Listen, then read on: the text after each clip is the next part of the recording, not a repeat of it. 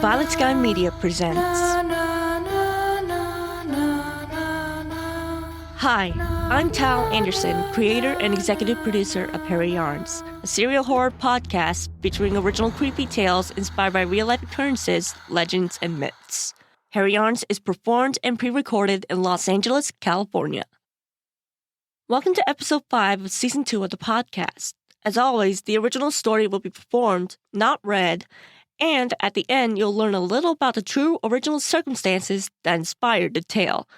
We're very excited because episode 5, Across the River, is written by Christine Belanger, a writer-filmmaker from Canada who is also a huge horror fan.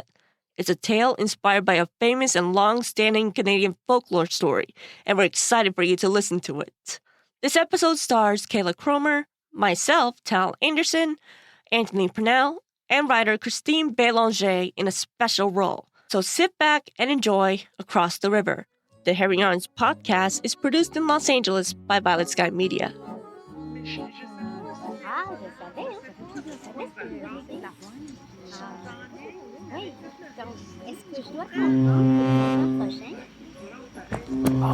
No! Wait, are you serious? No. Shit! I think that was the last ferry back to Quebec City. What? That was the last boat. Are you serious? You're joking, right?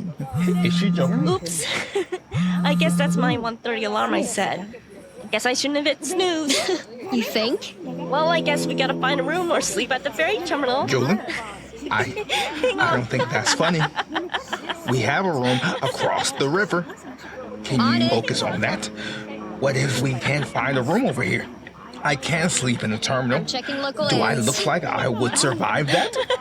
That's not funny. Hey, I'm not laughing. Got one. Says it's a mile away.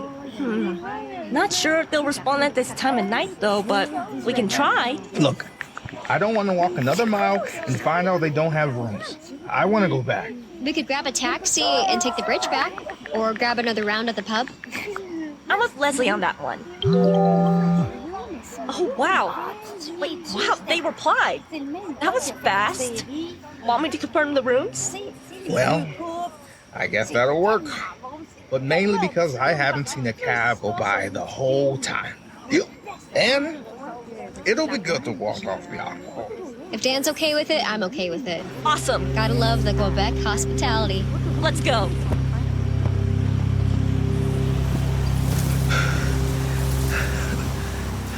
The map didn't tell us there'd be a long, steep hill 15 minutes in. I need to rest. That's because you're old and out of shape. You'll be fine. Just keep walking. Julie, you're 2 months older than him. He's drunk. Give him a break. I need to rest. What a nice breeze.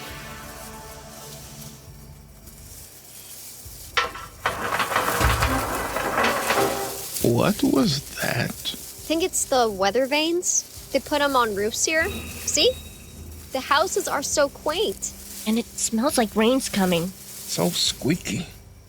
And now that I'm looking, these houses are really kind of creepy. It sounds like a big rattling cage to me. Sounds like we need to hurry up to me. Look, over there. It's the third house on the left. The lights are on.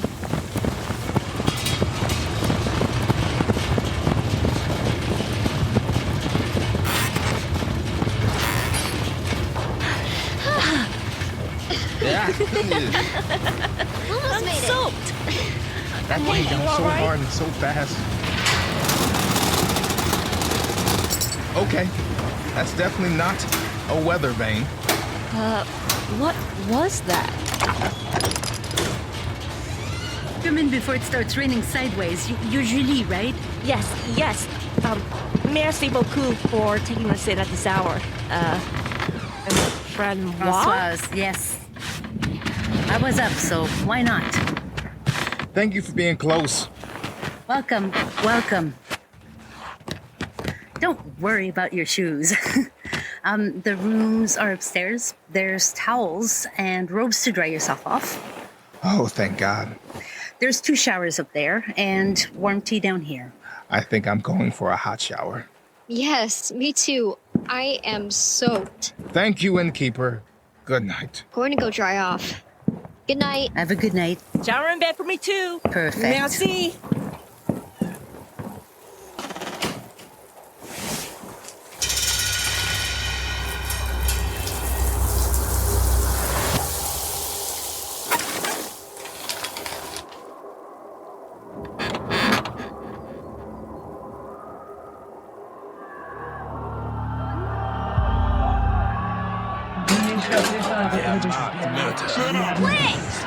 Murderous.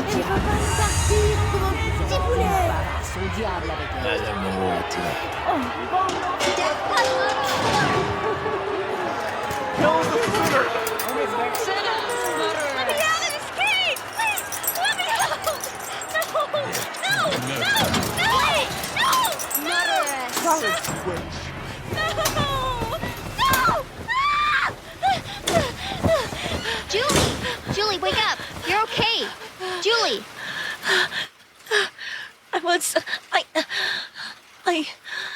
I just... You're okay. You were dreaming.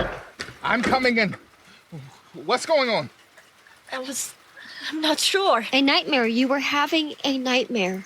You're okay. Okay.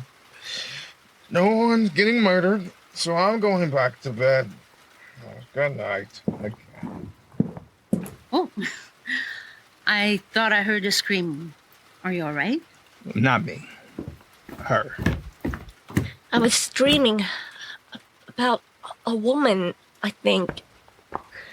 I can't remember, but I'm okay, though. You were more composed than you were at the pub.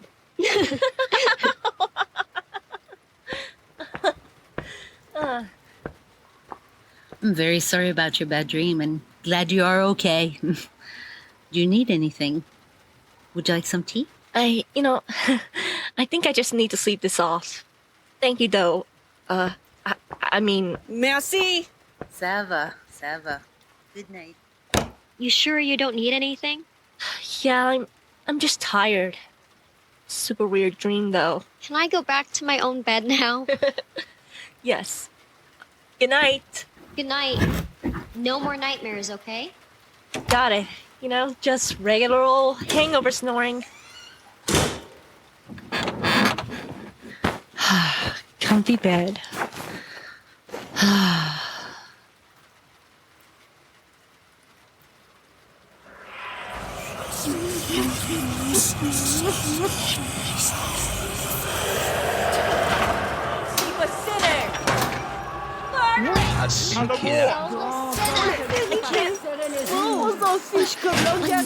What is this? Alien here! No! Silence, witch. Murderous. No! Why not? Steps to the murderer. Witch! Cage! I can't move! What is happening? Please, Witch. let me help! No mercy for sinners. Oh, casaus, Let me out!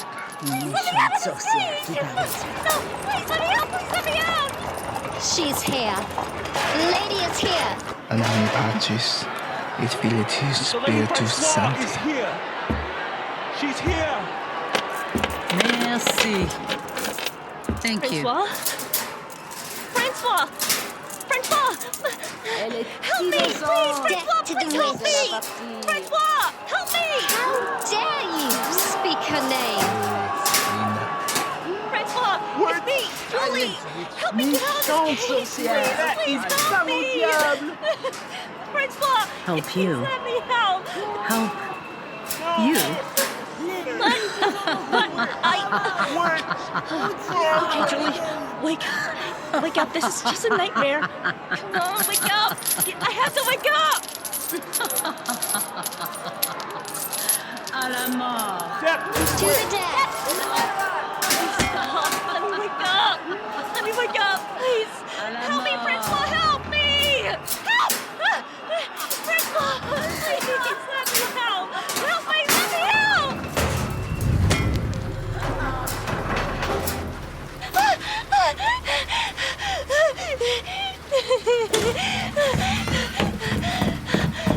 Julie? Julie? Wake up!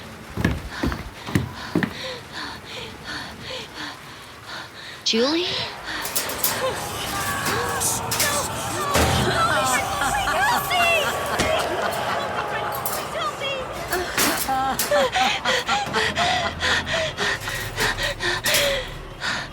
Julie, wake up! Julie!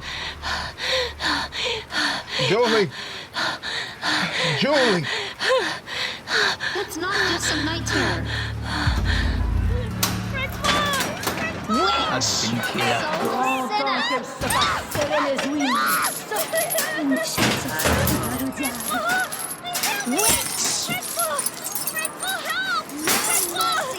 Witch. Julie! Julie, wake up! Murderous!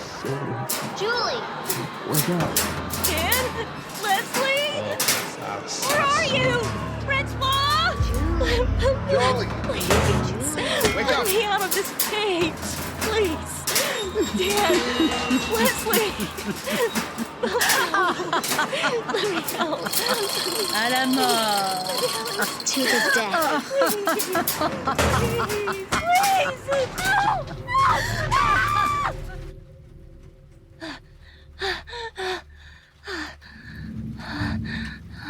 That's it. I'm calling an ambulance. Dan, go get Brant's soys, whatever. Julie? You better be up when I get back. Murderous. Principal. Please. Let me out of this cage. Please. Out of your cage, you say?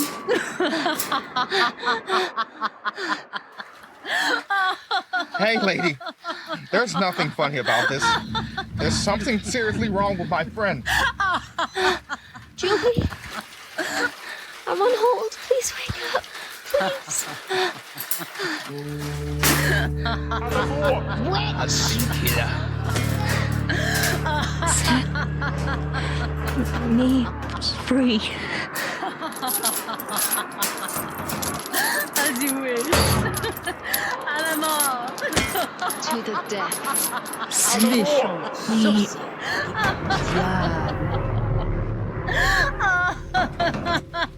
Julie? Julie?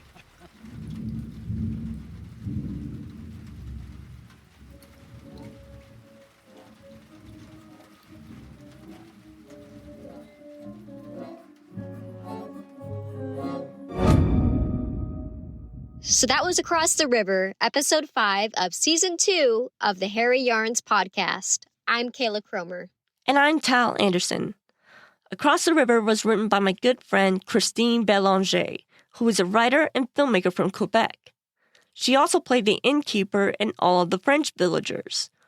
Kayla and I, along with Anthony Purnell, played the 3 American friends in Quebec, as well as all of the English-speaking villagers. This Harry yarn was inspired by a really old story, a true story, and a ghastly legend that has been passed on through centuries all over Quebec City. It's one of those legends that everyone knows. Kind of like the legend of the Bell Witch here in the U.S. What's the Bell Witch? Wait, what? Really? You don't know that legend? No. And that surprises me, too. Okay. Well, maybe we have to do an episode inspired by the Bell Witch then. What makes the story the most interesting to me is that it is the most widely documented paranormal event and is also the only time a death has been officially attributed to a supernatural entity. Well, no spoilers on that one because it does sound like a good episode. Okay, but really, most people really are aware of the Bell Witch. I mean, they made several movies about it. Well, in Quebec, their Bell Witch is the legend of Lac Corriveau, and is a scary ghost story that everyone from Quebec knows. The history of the story is that on April 15th, 1763, Marie Josette Corriveau, known as Lac Corriveau, was condemned to death by an English army court-martial for murdering her second husband. She was hanged on the plains of Abraham in Quebec City, and her corpse was left exposed in an iron cage for 5 weeks at Point Levis on the south shore of the St. Lawrence River. There was a lot more to the story, obviously, because she's one of the most famous historical figures in Quebec. Well, she is definitely one of the most notorious in Quebec's past, but apparently also the most misunderstood. The life of this real woman, wife of a farmer, and the events surrounding her second husband's death in 1763 evolved into a story cemented in folklore of a witch and a serial killer. But recent historical research has revealed a far more complex story. Right. It would be so much easier if she was a witch and a black widow killing her husbands for sport until the court stopped her, but it just wasn't like that. She was a young woman who married her first husband, a farmer, in 1749 and buried him in 1760, left alone to raise their 3 children. This was 1760, and they lived on a farm.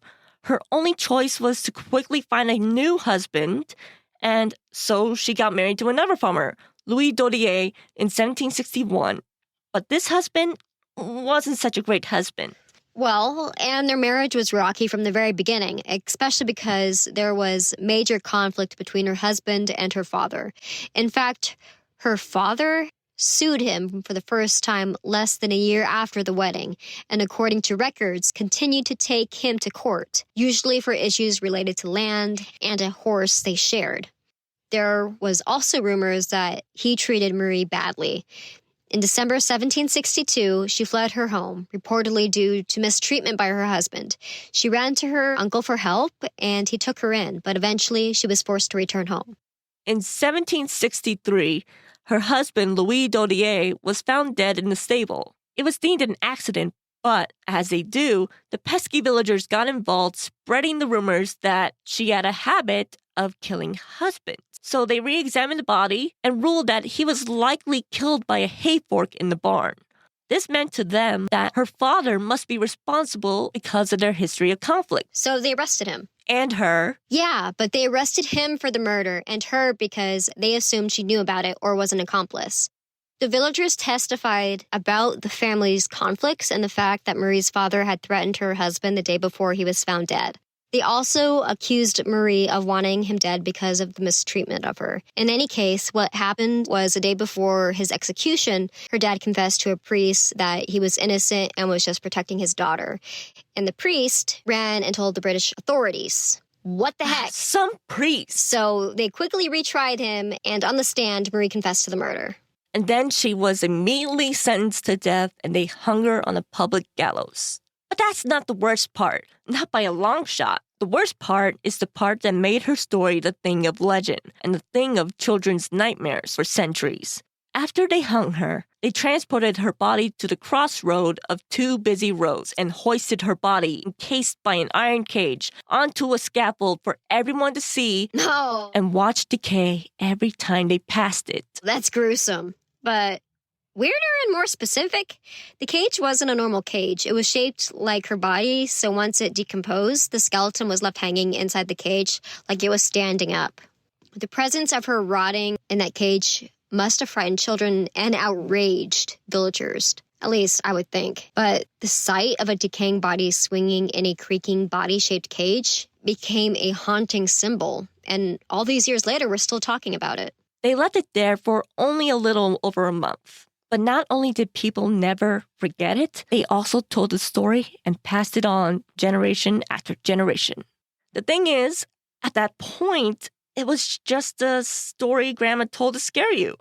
They said it really happened, but kids didn't really know that it was true until 1853, when grave diggers in the cemetery of a church uncovered the iron cage, reportedly containing several bones. Recognizing its potential as a money-making attraction, entrepreneurs began exhibiting the cage on a North American tour, embellishing the story of La Corriveau's crimes along the way.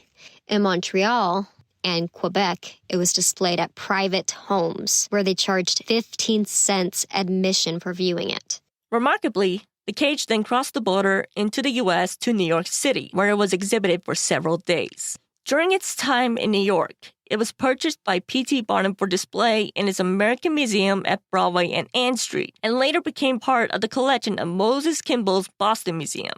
In 1899, The cage was donated to the Essex Institute in Salem, Massachusetts, and later became part of the Peabody Essex Museum's collection. But in 2011, it was returned to Canada where it was analyzed. Eventually, in October 2015, it was found that the cage was indeed the one that held Marie Corriveau's body in 1763. That was only 10 years ago.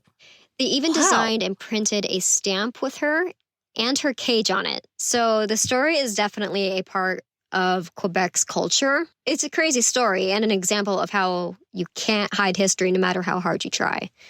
Yes. And the good news is that we no longer think like they did in 1763.